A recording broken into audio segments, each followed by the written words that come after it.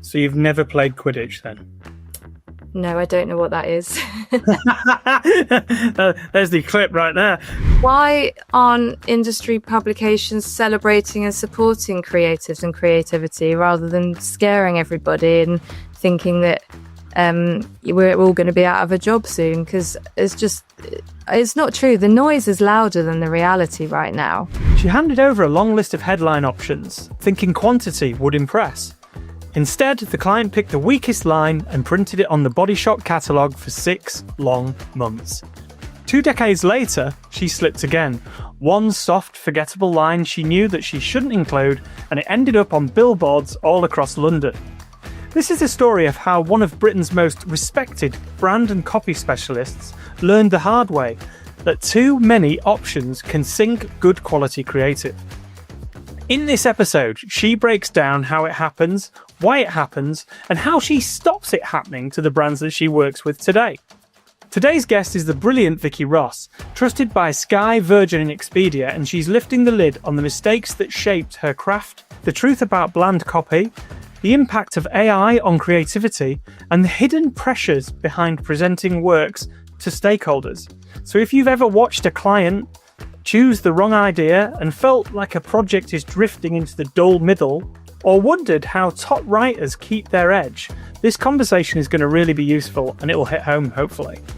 Welcome to Embracing Marketing Mistakes, the show that helps you grow quicker, all by learning from the errors of the world's top marketers they wish that they could undo. I'm Chris Norton, and my aim is to help you, the senior marketer, get sharper, faster, and avoid the traps that quietly cost brands time, budget, and momentum. Today, Vicky breaks down the moment a single weak line taught her to change the way that she presents copy, why clients always seem to default to the safest option, and how she protects the creative process in a world obsessed with speed and AI.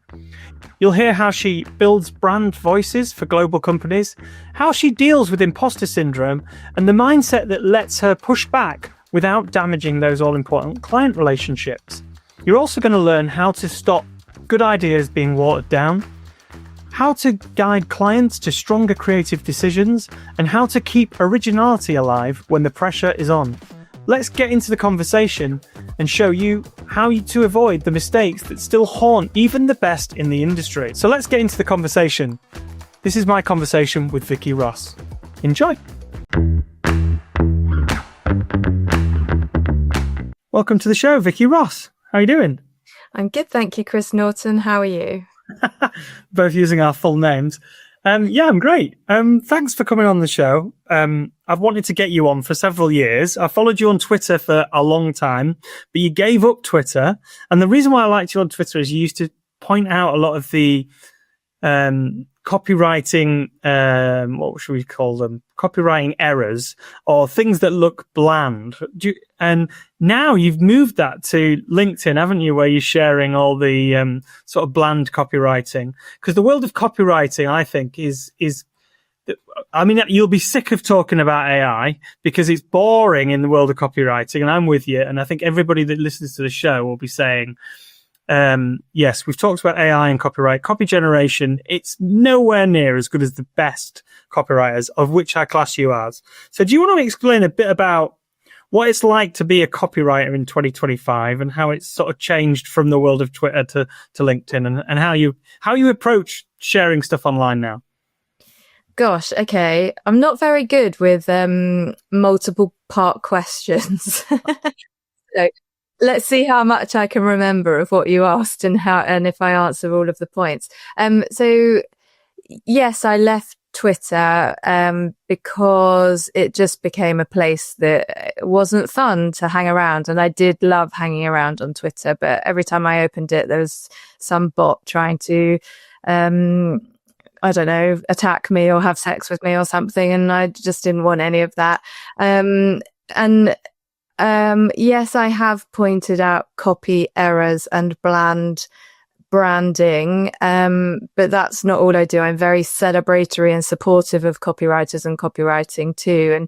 And I would never criticize anything that I don't think I could do myself, because that's just not right. And I know lots of people do things like that. Like as soon as you see a post on LinkedIn that says something like, this is a masterclass in copywriting, it probably isn't. It's just someone trying to attract attention and get engagement. And yeah, on the Bland stuff, so I created something with Paul Meller called the Bland Book, and it was basically what a lot of brand guidelines look like, which is really bland and describing a brand voice as, you know, the old human, friendly and honest, which obviously doesn't differentiate one brand from another. So the Bland Book was just to show brands, this is what it looks like when you all do the same thing.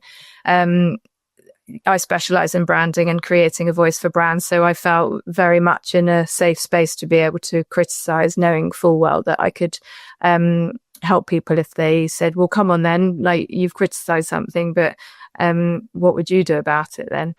And then I think you mentioned AI and you said we won't talk about it because it's boring, but I just want to reiterate, it is pretty boring. I mean, I have to give the caveat like everyone does, like it's great for some things. It's not great for all things. I've been playing with it a lot more recently. Like I didn't for a while because I just didn't want to know. And then I thought, come on, you can't ignore it. It's not going to go away. And so I've started this collection of ads under the collection name Lines I Don't Reckon AI Could Write. And I thought, I need to put that to the test. I can't keep putting stuff out because one day I reckon I'll get caught out. And so I've been playing around with it. And like, firstly, it takes so long to get anywhere with it. Like you have to prompt and prompt and prompt. And I know somebody listening that might think, well, she's not prompting it right, or you need to know the right prompt. But as Thomas Kemeny says, and I always quote him because I just love this, if you know the right prompt, then you've already cracked the brief. So you don't need AI to then execute it. But I'll just give you one example of one I've tested again, or I've tried to get ChatGPT to write, and that is Apple's brilliant light years ahead line when they launched the MacBook Air. And it was light full stop, years ahead. So it was 2 sentences, but it could be read as 1 and it could be read as 2. And it was just, you know, copywriting mastery. And the closest so far, I'm going to keep trying, but the closest I've got to it so far with ChatGPT, and that is I had to end up feeding it light years ahead and asking if it could play with that. It said something like the new MacBook Air is light years ahead and leaves stars in a blur or something. And I mean, obviously that's not good. I mean, it's not even not good enough. It's rubbish. Yeah, I'm totally with you. And I find like that it's got better. It's getting better and it's getting better. And as we record, just last week, they've launched 5.1, which is I think an incremental improvement on number 5. But what I found interesting is I use it a lot. I do use AI a lot, but I use AI on an analytical basis. So like I do use it for the deep research functions. I don't really use it for the generative stuff because I think as you yourself being a wordsmith, I just think it's shit. But I do think it can be better. And we didn't say we were going to talk about this, but it is the thing that I found with it is that there's the industry of copywriting and the industry of poor like copywriting. So like, you know, there was an industry of like, where people would just fill the internet with content online, you know, blogs and, product pages and stuff like that, which is not what you do. I get, and you're much in a different space. I think what AI is doing is getting rid of that and means that the better people, the better quality work, like the Apple example you've just given, or a Nike, or there's so many strap lines that you can think of that are brilliant. Although I believe the Nike one came off it was a last minute thing just before they went to a meeting, which is a classic. One of the guy on LinkedIn who does all the comedy stuff, Rob. I think he's just done a skit where he's going like, we haven't finished the creative, but you know, that's what it is, which is that we've all been in a pitch situation where we just hope for the best. That example that you're giving is a great rationale for not using AI, or maybe not rationale, it's not the right word. So by the way, I'm much better at words when I write them down rather than when I say them. But the things that come to us at the last minute or just inexplicably out of nowhere, are often the things that just work, and we can't say why. It just does. And if we use AI to generate stuff like that, we lose the messy bit along the way that gets us to something special. And so I get people saying, oh, but it helps us get to the line quicker. But I love my job. I don't want to shorten it, and I don't want to sacrifice any part of the process, because, as I say, so much of it can happen in between, like, when you're drawing outside of the lines sort of thing. I did just remember there was another point in your question of a million points, and that was, and it's tied to AI, and that was, what's it like being a copywriter in 2025? And it's amazing, and it's not, I suppose.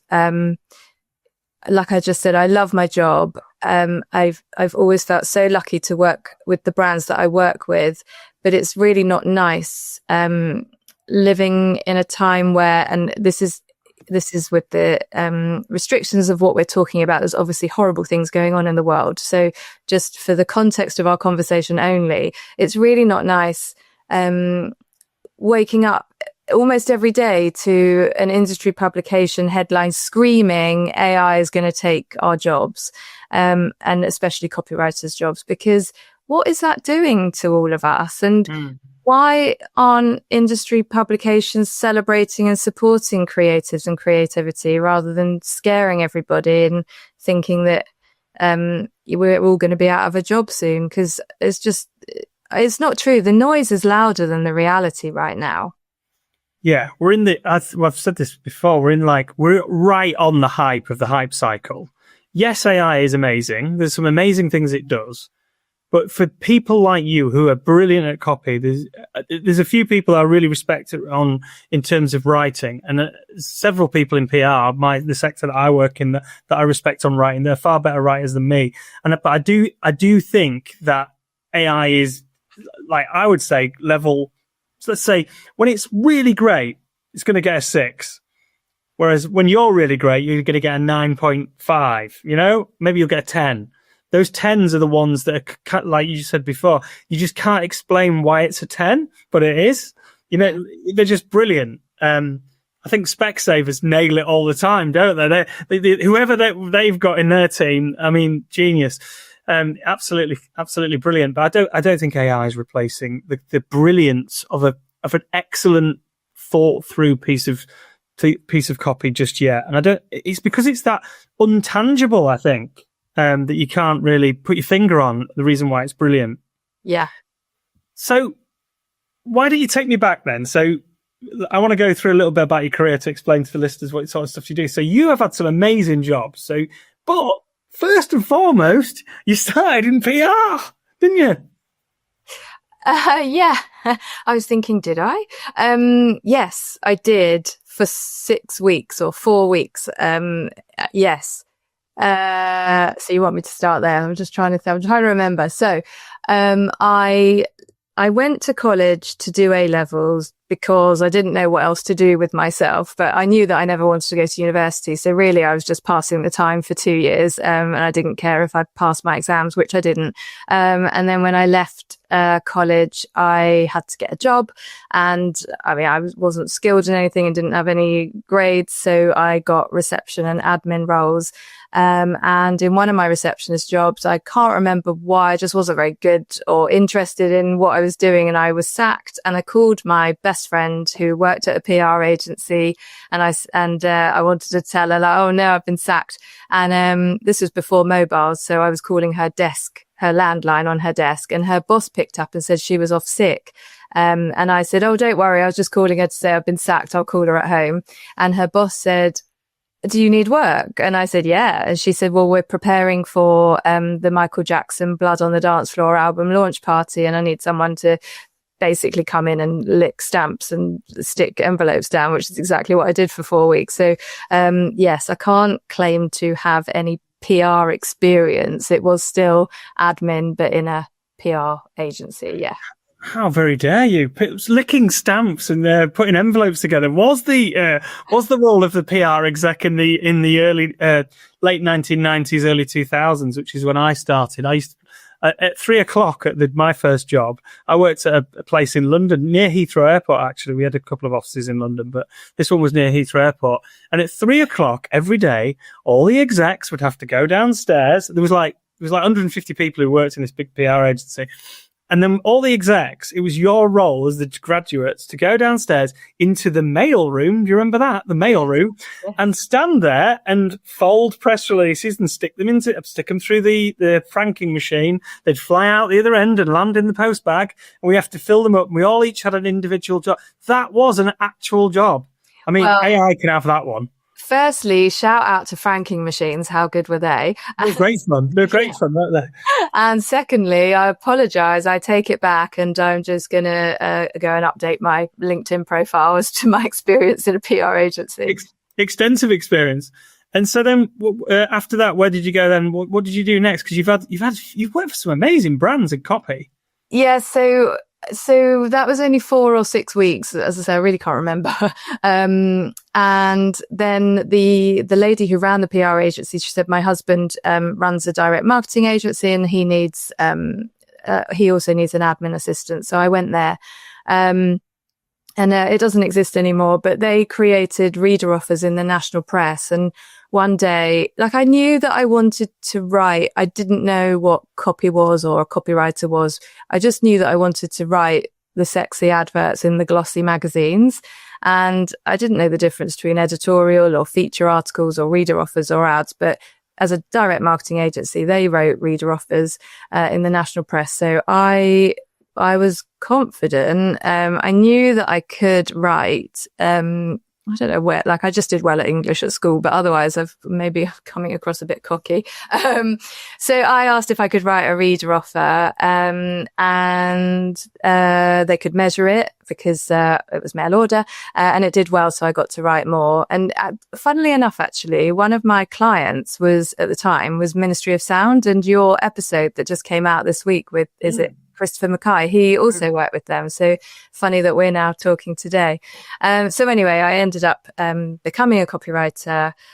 From there, I went to the Body Shop. There's a longer story, but we don't need to go into it all. But I ended up being a copywriter on the brand side of things, which is how I've ended up specializing in branding for the last 14 years. So I've been writing for about, how old am I? I can't do maths. I've been writing for about 28 years. And specializing in branding for 14, which means I create a brand's voice and then write the guidelines to accompany it so that people in the company or their agencies know how to execute it. So if I was coming to you then, Vicky, and I was like, what's the ideal piece of work that like, if I work in marketing, what am I hiring you to do for me? Because just to explain because if someone hires us, they want, brand awareness, PR, they want exposure. Some clients want to be on TV or in the trade press. That's what we do. But what is it that you would do for a client in marketing, for instance? Typically a brand comes to me, to create their brand's voice. So it might be that they have an in-house, creative team or a external agency that can only do the visual side of things and they don't have a writer. So I will work alongside them all to come up with a voice that is inspired by their brand positioning and also who they are as a brand and who their audience is and what their competitors are up to.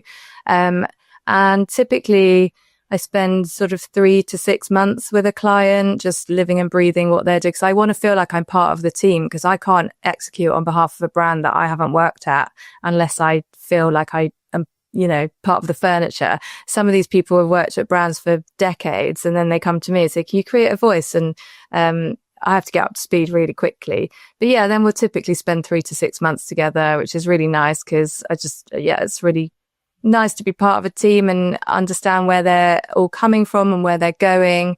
And we'll have loads of meetings. So for example, I created a new voice for Range Rover, Defender, Discovery and Jaguar last year. And how that started was calls. It was mostly remotely. So calls with maybe about 100 people in the end over a period of 6 weeks where I got to know so many different parts of the business. It was amazing. It's like I'm really nosy and I love going behind the scenes of a brand. It's such an honor, I find. So for everybody to be taking me around like their areas was just really important.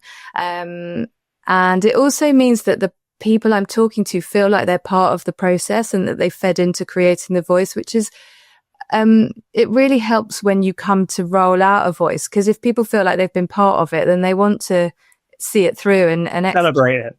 Yeah. Yeah.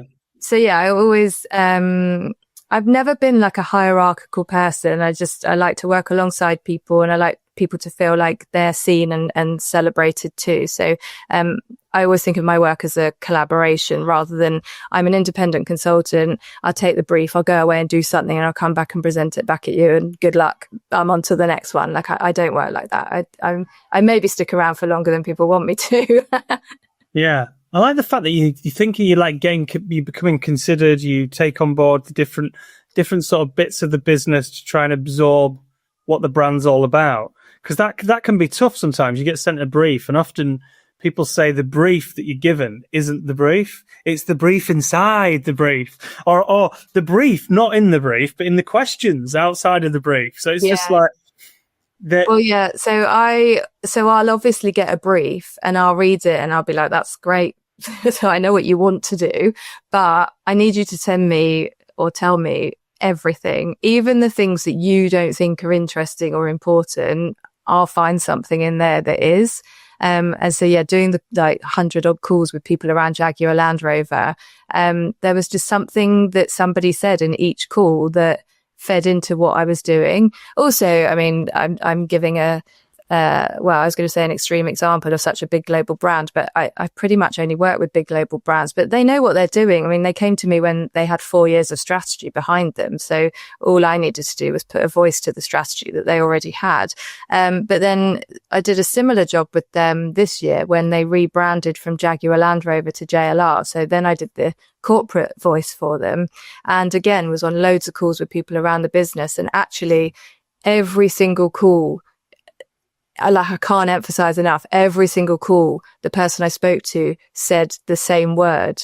It was the same word. I kept hearing all the way along as to what they thought their voice should be. So then I was in no doubt that that was what their voice would be. And I kind of felt like I hadn't done the work myself because they'd given it to me. But what a dream to work for a massive brand like that who know who they are.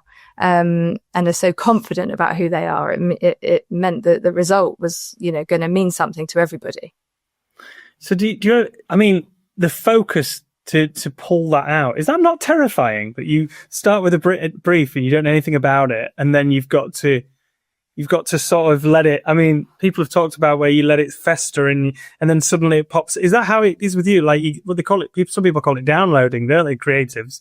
You just sort of look at a brief, think, and then when you stop thinking about it, out it pops. Is it like that or not?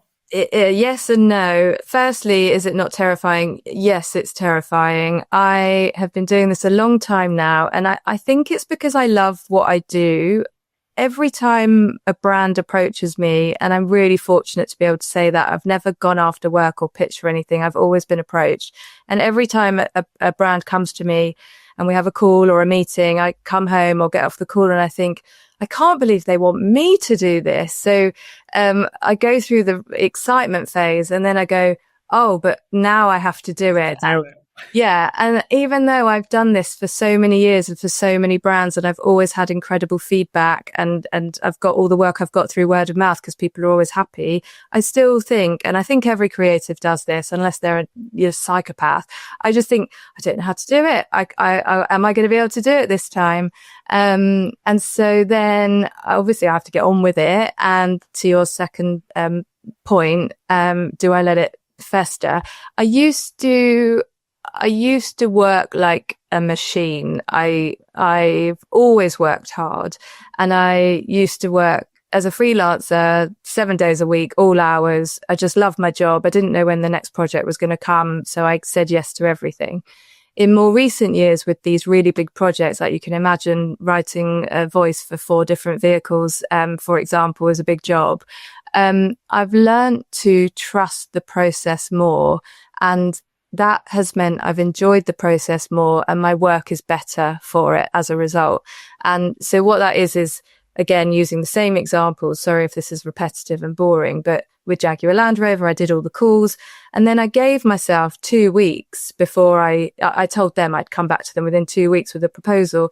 And in that 2 weeks, I'd already had all the information. It had gone in. I guess I prompted myself, if we want to go back to the AI. I'd prompted myself, and then I got on with my life. And I went out and I went swimming and I went walking and I watched TV and did all the things that I love to do. And in all of that time, my subconscious was doing the work. And this is what I love about the creative process, is that your creativity isn't a occupation. It's a preoccupation. You can't turn off your brain. And when it's got lots of information in there, it's always thinking about it and piecing it together and, you know, giving each part different elements to then explore. It drives my husband mad because it means that I'm always mid conversation. Wait, I just need to write that down. Or, you know, we're walking down the road. Wait, I need to just put a note in my phone because ideas are coming. And it feels like I'm not really doing the work when it's like that. But it means that I can really sit with ideas and, you know, I could talk myself in and out of them. And there's a Rick Rubin, I can't remember if he said it on social media or if he put it in his amazing book, The Creative Act. It was something like, we're a different person from when we start the work to when we come back to it. And it made me think that's so true. And it's why we need more time in the creative process, because copyright, I think any copywriter could tell you this. We could come up with a really good line by end of day, which is often a deadline we're given in copywriting, not creating brand voices, obviously. But the next day we'll come up with something much better. So the more time we have to sit with something, the better the work will be. Yeah, because I've got a client triangle, right? Which is quality, time, cost, right? And clients want all three. Really, when you get a briefing and it's like, you've got one for Friday, you've got to do it by Friday. Then obviously, if your quality and your the cost is going to go up and the quality is going to go down because of the times, you know. So each element affects it, and I think you're right. The more time you've got, the better the result at the end of it. Especially with a lot of creatives are quite perfectionists as well. They keep thinking and thinking and thinking. Oh yeah, like it must be, isn't it? Have you ever done that then where you've done something and then it's gone out and then you've gone shit, and have you thought about something else that would have made it even better? Always. And I always stay in touch with my clients and I'm really honest about how I work and what I'm thinking and feeling. And so if the deadline's passed and I've already provided something, but I then think of something else, I'll always get in touch with them and say, is it too late? Because I've just thought of this.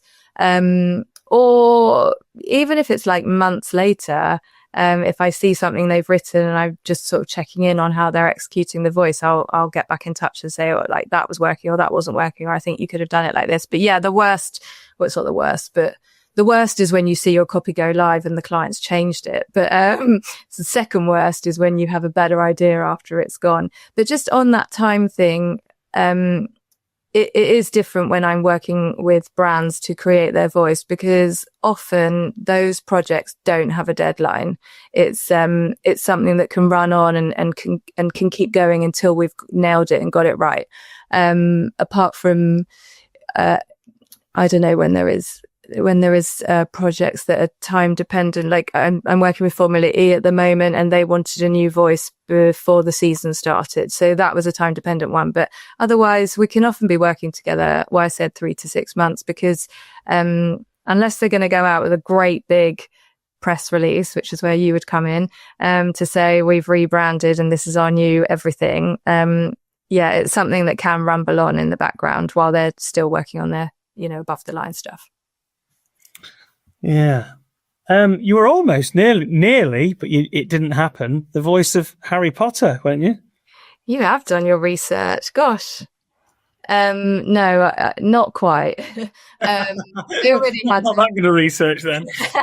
They already had their voice. They didn't come to me for that. They came to me to write for the launch of, I think it was Harry Potter world or something. But I said no. And by the way, because I keep talking about cars, I should say that I do mostly work with entertainment brands. So I was at Sky as head of copy for a long time. And then more recently, I've worked with IMAX and Disney Plus and BAFTA and BritBox. So the Harry Potter thing isn't completely out of left field. That is because of my Ents experience. But I said no because Harry Potter means a lot to a lot of people, and I don't know anything about it. I've never read it. I've never watched it. And I don't believe in winging things because it's not fair on the fans. Like, I really respect the audience that I'm writing to on behalf of a brand, and I think they deserve someone that lives and breathes something that they live and breathe.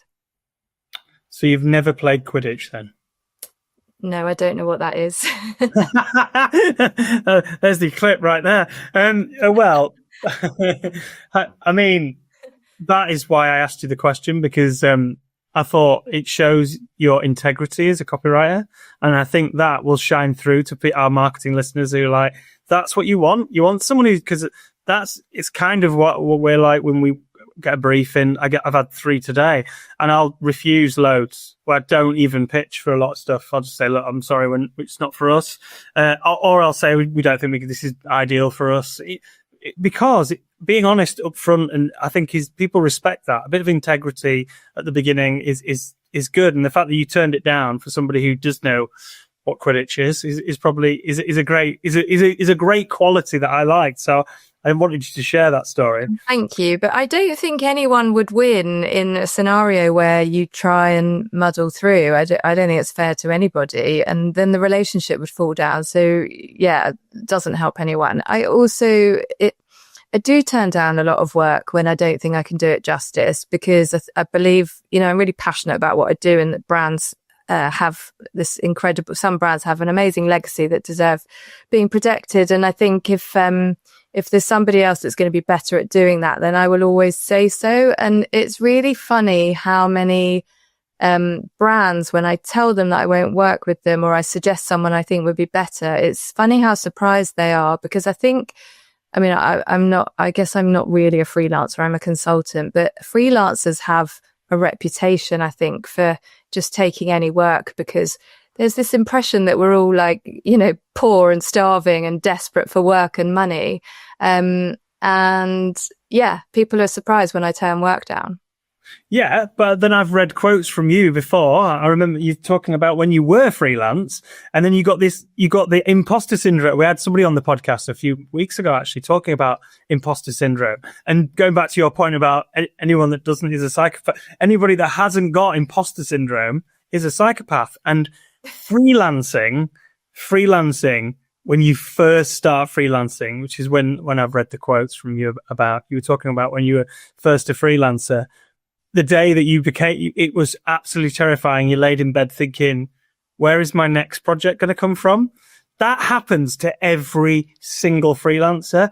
And I think, especially if you on in your freelance life, you get the fear initially. You do take on everything, don't you? But then you slowly but surely realize that a lot of people that you're dealing with, when you deal with everybody, are not right for you. And you then can do what you're doing now, which is making sure you go with your gut and the people that you think you can help the most.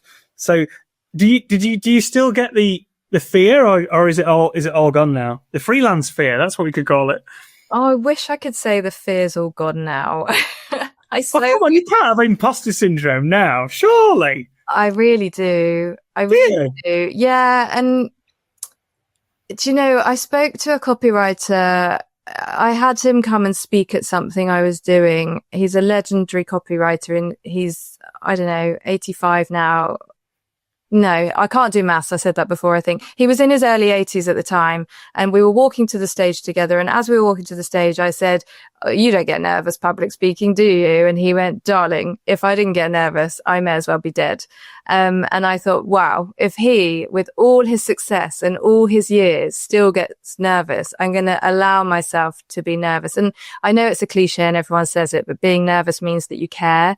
And as much as I really hate imposter syndrome, I really hate it. We could spend an hour talking about how much it does to my mind. I think it is also the fuel that makes me good at my job, because if I didn't care and I was lazy, maybe what I did wouldn't be so right for the brands that I do it for. So I guess I've got better at working with it and embracing it. But yeah, it's very much there and it's horrible. Yeah, it's horrible for all of us. I mean, the public speaking thing, I can completely relate to that. I mean, I went to uni and I've taught public relations at Leeds, but I also went to the university here and did it. And I remember the first couple of presentations I did, I was absolutely terrified. And yet the way that I present, apparently, I feedback in the London agency. I was terrified, right? We had to, when I got my first job, from uni, and went like the agency where I was doing the envelopes and stuff. And, we had to do presentation training. Which sounds great, right? It would be fine. And it was 2 days of presentation training to get you to pitch brilliantly and everything. External trainer and a couple of internal trainers. And I was like, oh, this sounds great. And then this is how they opened the training. And, at the end of day 2, you'll be presenting to Gareth, who is the managing director of the agency, and you'll be presenting your idea to him. And I'd only been there 2 weeks. It was absolutely terrifying. It's like one of those terrifying things. I was just, the whole time, all I was thinking was, oh my God, I've got to present to the MD it was just terrifying. So I still get that, but I think there's a lot of, as you get older, you get used to presenting, or don't you? You get the confidence. And I think if you know what you're talking about, the confidence comes. I certainly don't think you should be feeling like you've got imposter syndrome, and I think you're right about the fee. Yeah, because you've done it. You've already got the experience. You're just worried that I'm going to go, oh, here, we've got Apple here. They want you, they've got a brief for you. We need you to write art, and we've got a new iPad 6 is coming out. I don't even know what number we're on. Can you do us a new voice? And then you've got, what GPT says. Well, yeah, the public speaking, I really don't like doing. I never thought that was something that came with being a copywriter. I thought copywriters just sat behind their screens and didn't talk to anyone, as the, poor little sensitive introverts that we are. But I got to a point where people kept asking me to come and talk at conferences or even just in people's agencies and offices. And I said yes this sounds worthy. I said yes on behalf of copywriters, because copywriting was not on an agenda as often as other creative disciplines, or just, the marketing people that are always going around and talking about best practices, which is important. But I really appreciated being given the chance to represent copywriting. And I've traveled all around the world speaking, and also an honor to be asked. But it doesn't get easier to get up on stage, but mentally it gets easier to accept that it's not about me.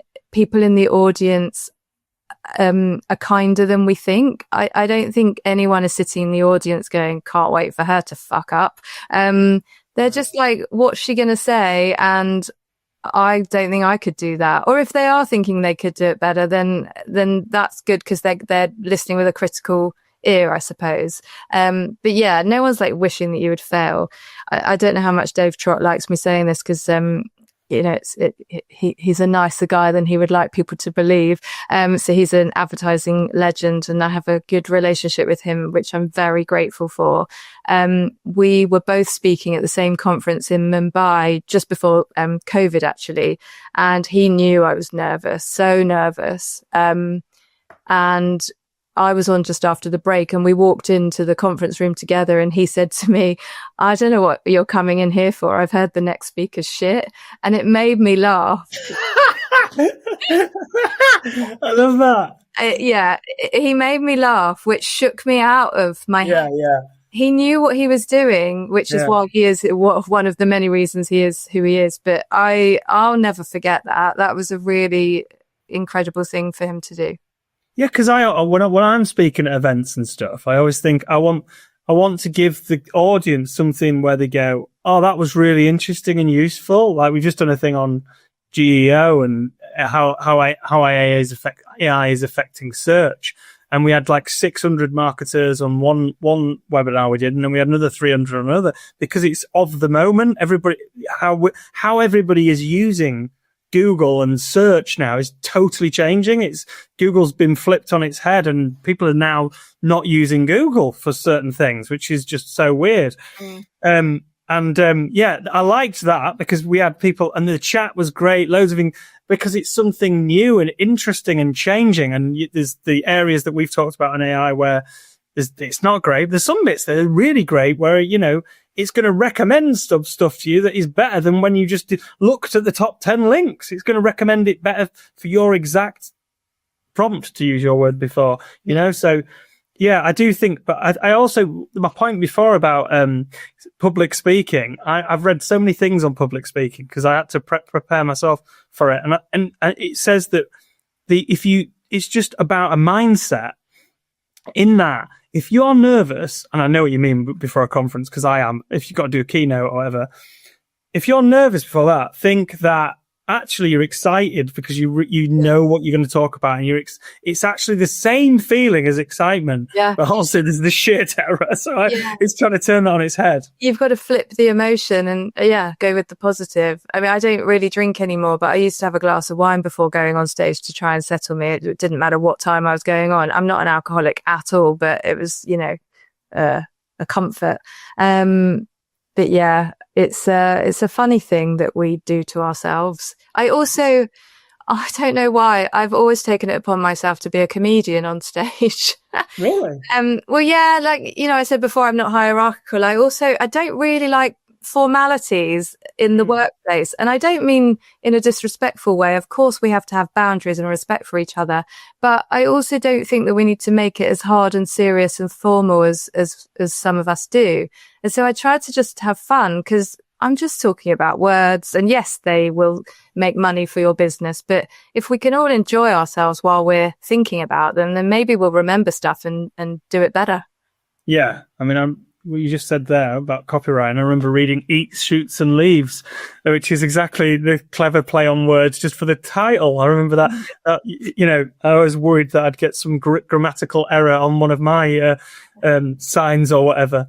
There's something else you've talked about, which is basically when we spoke before, you were talking about the fact that one of the things when I asked you if there was a mistake you want to share on the show and you've been thinking about it, was the fact that, and working in PR, I can relate to this because if a client gives us a brief, they go, we want a campaign for this, or we want a proposal for this.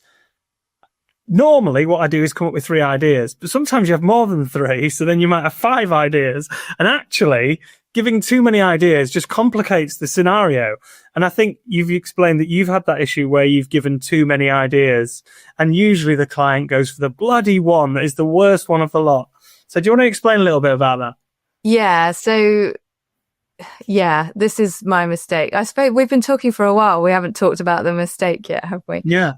Okay. So for the purpose of your podcast, I wish I had a major mistake to share with you, but for obvious reasons, I'm really glad that I don't.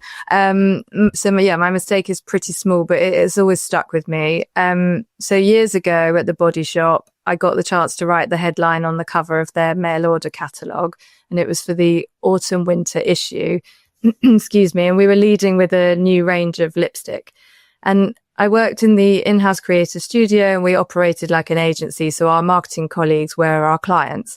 And as a very keen junior copywriter, I presented a whole load of lines to the client, thinking that they'd be so impressed with the quantity of options, regardless of the quality. Some of those lines should have stayed in my drafts, but I thought that showing how many I'd written would look really good. Unfortunately, like you said, and of course, the client chose one of the lines that I shouldn't have presented, and it lived on the cover of that catalogue for 6 very long months for me. And the line, it was so long ago, I'm sure it's fine to say, I can't imagine anyone would remember if they were listening, who worked there. The line was colour, whatever the season, which is so weak and unimaginative. It gives the reader nothing to go on, like no reason to believe in the Body Shop or to buy a lipstick from them. And it's the whatever the season bit that bothers me the most. because I knew full well what season it was. So why wasn't I specific? And because that would have made the copy more relevant to the time. And then whatever else I'd said may have connected better to the product, the brand and the audience, which is, of course, what all good copy should do. So that's my marketing mistake for the podcast. And do you know what? I stupidly did it again recently. We've all done it. We've all done it. 20 odd years later, despite knowing not to do it and telling other copywriters all the time not to do it, I did it. I included it in a list of copy recommendations for another client that I would never normally include, but I knew that they would like it, and they did. And now it's on billboards all over London, annoying me every time I see it. I just can't believe I did it again. And hang on a minute. How can you be annoyed that your brilliant copy is on billboards? It's not because it's not brilliant. I just think that if it wasn't brilliant, it wouldn't be on billboards, Vicky. I think you're overanalyzing this. No, I think not all clients know what good copy is, and that is an issue that we have with AI, because if marketers are using AI over copywriters and they don't know what good copy is, then they might not get, the best outputs from AI, or they'll think it's good, but it won't. I mean, it's good enough, but who wants good enough? No, you want that missing, not to use a Simon Cowell word, but the X factor. That's what it is, isn't it? It's the one thing, intangible thing you can't put your finger on that a human can do. And going back to your LinkedIn, that is exactly what you do on LinkedIn. You share, what do you call it? Copy that's AI couldn't produce. Lines I don't reckon AI can. Yeah, that's it. And some of them are just brilliant, the way that you're sharing them, but it's different to what you used to do, which was sharing stuff on Twitter. Do you find that do people send you stuff that they've seen now? Have you become the person known for that? Yeah, all the time. I think because, my DMs are busy, and it's a mix of people. It's people thinking that a line isn't good or it is good, and they want to know if I think so too. It's also people who aren't comfortable sharing on social media, and so they just want to share with somebody and leave it in the DMs. And I guess sometimes I think people are being mean, and maybe a bit too critical. Like we all know what it's like to answer a brief, and we all know what it's like to not nail it. And I think, like, I really want to make it clear that I don't share anything with bad feeling. Like, I completely appreciate and respect that there is a copywriter just like me behind a line that someone might not like, and it's not fair to attack that person because maybe they were having an off day, maybe they don't know that they could do better, or maybe somebody else got involved and ruined it and they had no control over it. So yeah, I want to be clear, because you've mentioned it a few times that I might have pointed out stuff that's not great, and it's never to make anyone feel like they've done something wrong.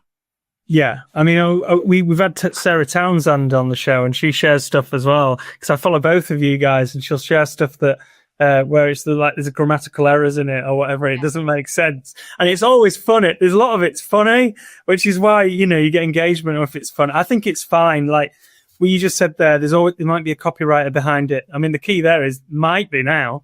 If it's bad, let's hope AI did it and blame AI. Yes. But yeah, everything that I share is in the spirit of, supporting and celebrating the craft and the people behind it. It's never for any other reason than to just keep pushing, keep making copy better, and keep making people realize what makes good copy, and how important that is for a brand. So years ago, you started Copywriters Unite, didn't you? Yeah. And it was like a hashtag, and now you do that. I mean, we used to call them tweet ups back in the day, didn't we? Yeah. So how does that work now? And because you've got one is it Bristol soon? Yeah. So Copywriters Unite was a hashtag that I started on Twitter to connect copywriters all over the world, because a lot of us do work on our own. Even if we're part of a team in an agency or a brand, we might be the only copywriter, and sometimes you just want someone to ask where to put a comma, or just, nerd out about words.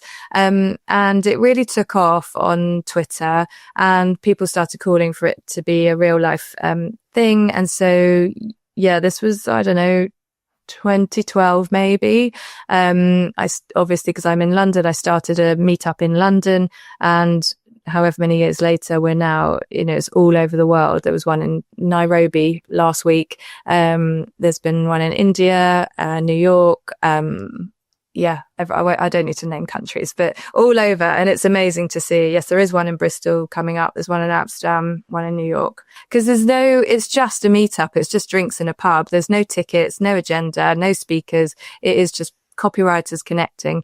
And it's also non-copywriters. They started asking if they could go. Sometimes they're looking to hire a copywriter, or an art director's looking for a partner, or whatever the reason. It's a really nice, inclusive environment for people to just go and find each other. And the best thing about it is, because not many people like going out on their own to a place where they don't know anyone, but everyone's immediately got one thing in common, which is their job. So it's very easy to start a conversation. What one job do you wish you'd been given to do? Do you know what? I always wished, once I knew what a copywriter was, I always wished that I would get a job as a copywriter in an ad agency and work my way up and up and up to be running a creative studio as maybe a chief creative officer with a copywriting background, because most of those positions are with people who have an art background. As much as I thought that was the job that I would love, I've ended up with a job I didn't know existed, and that I think I love more than you don't know what you don't know, obviously, but getting to write for brands and working directly with the leaders of that brand and coming up with a voice on behalf of them. I mean, it is such an honor. And I don't know that working in an agency, I probably would have loved what I ended up doing in that regard, but I don't know, I've just got such a great job. Oh God, I sound awful. No, it's fine. It's fine. That's what I invited you on the show, because of your absolute passion for copywriting, and I literally could talk to you all day. If people want to get hold of you, Vicky, how can they get hold of you? Because I reckon people are going to get hold of you off the back of this. Oh, thank you. Well, I'm on LinkedIn, or I have an email address, and that's it. I don't have a website or anything. Okay. So yeah, I'm Vicky Ross on LinkedIn, and vickyrosswrites@mail.com is my email address. So people can drop you a line. And then the final question that we always ask people is, now that you've been on the show this time, if you were us, who's the next guest you'd have on, and why? Oh gosh, and on this, I wish I knew about that in advance. Everybody says that. I should probably do that in future and give people some time to, I want to say percolate, but just like, I can't, there is a word where you sit on something and think about it, and then it pops up, and I can't remember what it is. Will always remembers it, and I can't remember what it is. Well, also, it just means you're going to have 5 minutes of me going, Then but ours will just go some minutes later. Okay. Well, I'm gonna say the first person that comes to mind. Have you had Ellie Norman from Formula E yet? No. Okay, so she's my client right now, and we have had a mutual appreciation for each other for years, and now I feel very lucky to get to work with her. She's smart, she's fabulous, she's fascinating. She's doing amazing things at Formula E, and if you like my passion for my job, then you'll like her passion for hers. She's just amazing. She invited me to the E-Prix at the end of last season so I could get a feel for the race. Wow. And I went on the track before the race was about to start, and she was doing some PR stuff with team members and colleagues, and there was photographers and all sorts. And she saw me go past, and she came away from the group that she was with and over to me and acted like she had all day to talk to me. She is just a really great person. So I think she'd be a really good guest. I mean, that is a ringing endorsement. I'm going to have to get her on the show. I mean, I've got one question about that. Mm-hmm. Do the cars make any noise or not? Well, they do. but it's nothing like the engines of a Formula One car. And I know that Formula One fans, some of them don't like Formula E because one of the things they like about Formula One is that rev of the engine, and they miss it when it's not in Formula E. But what you get with the Formula E noise is a really futuristic sound, which fits with what the company and the sport is doing. And so I think it really suits the race. And all the cars are the same as well. Like in Formula One, they're all different, whereas I believe all the engines and everything are exactly the same. So it's the best driver, isn't it? It was when it originally started. I don't know about now. It is, but the best driver is still at the same advantage or disadvantage as every other driver, because with all the technological advancements that they work on between seasons to be more sustainable, more environmentally friendly, they're all getting a new car every year. So they haven't had however long to practice in it. It's really brilliant. I'm aware I'm sounding very much like someone who has swallowed everything their client has done. No, I love it. I love the passion. It's great. I am sold. I mean, honestly, I'm now a fan of Formula E, and that's what you want. Like, and that's what I think, working with entertainment brands of Formula E, although a sport is also an entertainment brand, I think, we owe it to fans to act like fans, because they're passionate about the sport that they love or the entertainment that they love, and it's important that we are too. Yeah, great. Well, thanks for that, Vicky. That was brilliant. Thanks very much for coming on the show. Thanks so much.